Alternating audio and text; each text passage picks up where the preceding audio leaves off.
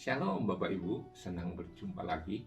Kali ini Sabda Sadi kita akan membaca di dalam kitab Mika 5 ayat 2 dan Matius 2 ayat 10. Saya akan bacakan untuk Bapak Ibu.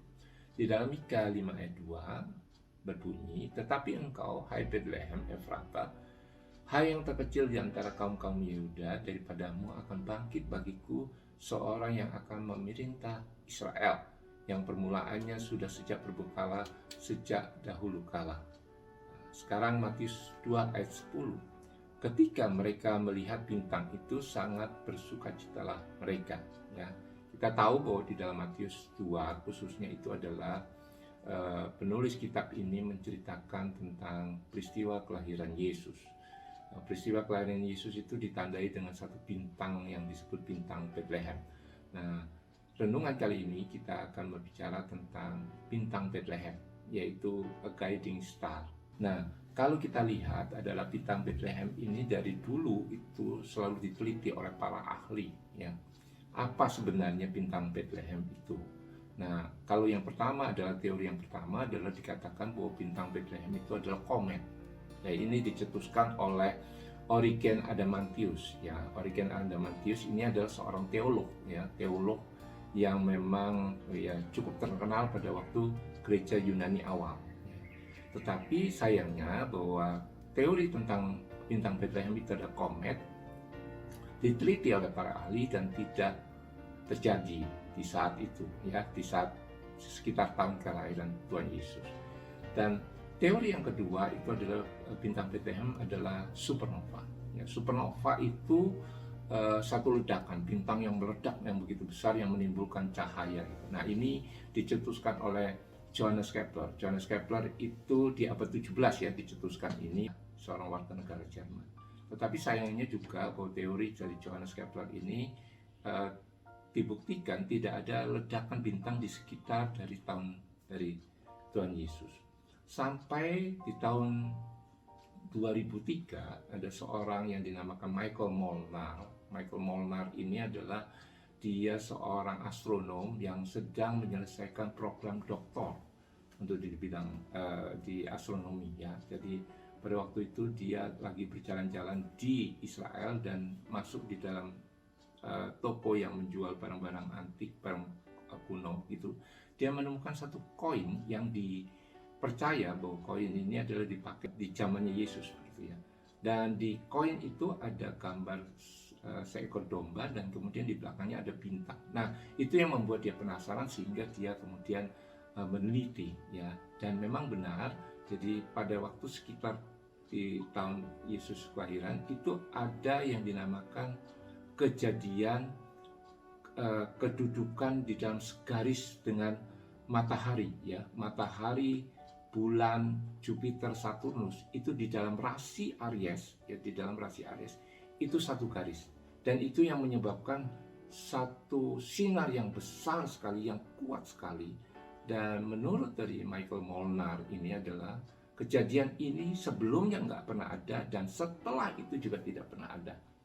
Nah, kita nggak membahas bahwa teori-teori ini mana yang kita akan percaya, tetapi kita boleh melihat, belajar untuk pengetahuan, dan ini sekarang masih juga sedang digali, ya. Yang terakhir adalah dari Michael Molnar itu sendiri. Nah, sekarang kita berbicara tentang orang Majus, ya. Orang Majus itu diperkirakan dari tempat dia tinggal sampai ketemu dengan Bethlehem itu adalah sekitar 1300 sampai 1600 km. Butuh sekitar, katanya menurut para ahli itu ada 3 sampai 4 bulan. Tapi kita nggak membahas itu, ya. Tetapi orang Majus ini adalah sesuatu yang menurut saya satu spesial karena orang-orang Majus ini adalah orang-orang pintar. Ya, dia mengerti tentang astronom, ya. Dia mengerti tentang perbintangan juga. Nah, pada waktu orang Majus itu melihat bahwa ada di satu titik, yaitu di rasi Aries, ada satu bintang besar.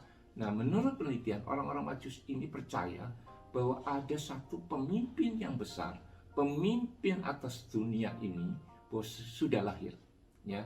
Ada sudah lahir. Nah, oleh sebab itu dia yang membuat ketekatan hatinya dia untuk orang-orang Majus ini untuk mencari siapa raja yang dimaksudkan di sana, ya. Jadi memang tidak disebutkan bahwa orang Majus ini 3, karena di sana hanya disebutkan ada persembahan emas, mur dan kemenyan. Jadi ada 3 yang kemudian itu, jadi kita mempersepsikan ada 3 orang Majus. Sebetulnya tidak dituliskan di dalam Matius itu adalah jumlahnya 3. Nah, yang kita lihat adalah kita percaya bahwa orang Majus ini tentunya belum mengenal Yesus, belum menerima Yesus sebagai juru selamat, karena Yesusnya kan waktu saat dilihat bintang itu dia percaya bahwa itu adalah baru lahir. Dan yang uniknya adalah, yang spesialnya adalah mereka itu bertekad untuk mencari. Karena bintang itu, dia bertekad untuk mencari. Nah, Bapak Ibu, yang saya ingin sampaikan adalah, apakah kita juga mau menjadi bintang Bethlehem? Mau menjadi a guiding star, sehingga seperti orang Majus ini yang belum mengenal Tuhan, orang-orang lain pun yang belum mengenal Tuhan, karena kita, mereka mau mengenal Yesus. Apakah kita sudah mempunyai satu keinginan, Tuhan, pakailah aku menjadi seperti bintang Bethlehem, a guiding star, baik itu melalui perkataan kita, perilaku kita, integritas kita. Karena saya percaya bahwa yang dinamakan kerohanian itu bukan sesuatu yang abstrak, tapi kerohanian itu adalah sesuatu yang nyata. Orang bisa melihat Yesus di dalam diri kita, orang bisa melihat ada Roh Kudus di dalam diri kita, bukan karena keanggotaan satu gereja, tetapi karena perilaku dan sikap kita. Orang bisa melihat, dan melalui perilaku dan sikap kita itulah kita akan menjadi bintang Bethlehem, a guiding star tersebut. Dan saya berharap saya juga belajar dalam hal ini, Bapak Ibu juga belajar. Mari kita menunjukkan perilaku dan sikap kita menjadi saksi-saksi Tuhan. Saya akan mengakhiri di dalam Matius 5 ayat 16, saya bacakan untuk Bapak Ibu. Demikianlah hendaknya terangmu bercahaya di depan orang, supaya mereka melihat perbuatanmu yang baik dan memuliakan Bapamu yang di surga. Mari Bapak Ibu, hendaklah terang kita bercahaya di depan semua orang. Supaya apa? Supaya mereka melihat bahwa ada Yesus di dalam diri kita, ada Roh Kudus di dalam diri kita, dan memuliakan Bapa yang di surga. Bukankah itu satu panggilan untuk semua orang, untuk kita menjadi terang bagi semua orang-orang yang belum diselamatkan. Terima kasih. Tuhan memberkati. Selamat Natal.